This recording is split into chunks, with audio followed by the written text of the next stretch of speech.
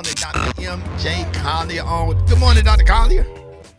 Good morning, Rickey Smiley, and thank you so much for this opportunity to bring healthcare information to the listeners of the Rickey Smiley Morning Show. Okay, so Rickey, we know now that we have 77 million confirmed COVID cases in the United States with 912,000 deaths. That's according to Johns Hopkins University. We know that number is actually probably well over 1 million people died. And guess what's happening? Two things. One, Johnson & Johnson has shut down production of their vaccine. So the single-dose adenovirus vaccine made by Johnson & Johnson is no longer being manufactured.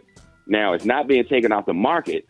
They still have millions of doses that are available because it's, third choice option for most people. Right. And so I think they just are waiting for those to be utilized before they are expired.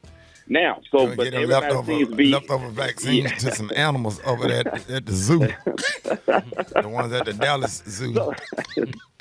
Yeah, especially the lions. Yeah. Yep. Dr. Collier. Dr. Collier, if you ever come to Dallas, don't go to Fort Worth Zoo. Don't go to Dallas Zoo. It's the hood. They had a 5'8" giraffe and a lion with a receding hairline.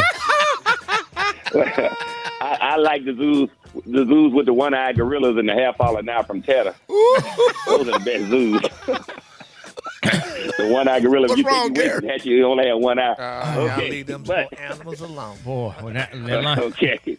When that lion roared. All right, back on task. New York and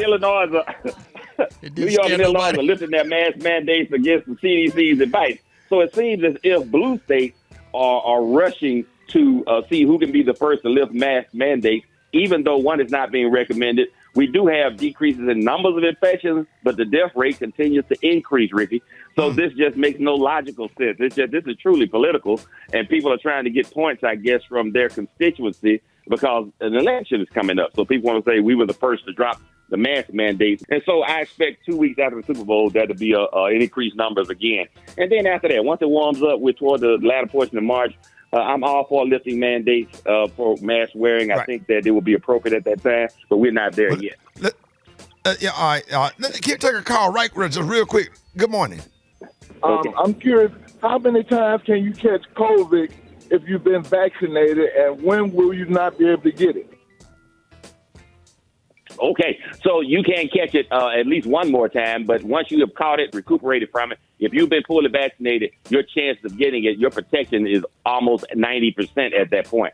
That means 10% of people will still do it, particularly if you have other compromising disease states like high blood pressure, diabetes, and number one, obesity. Everybody's carrying around that extra 20 or 30 pounds that makes them more susceptible to COVID. Right. So these are the opinions of Dr. M.J. Collier, not those of Rickey Smiley. The Rickey Smiley Morning Show cast or its production.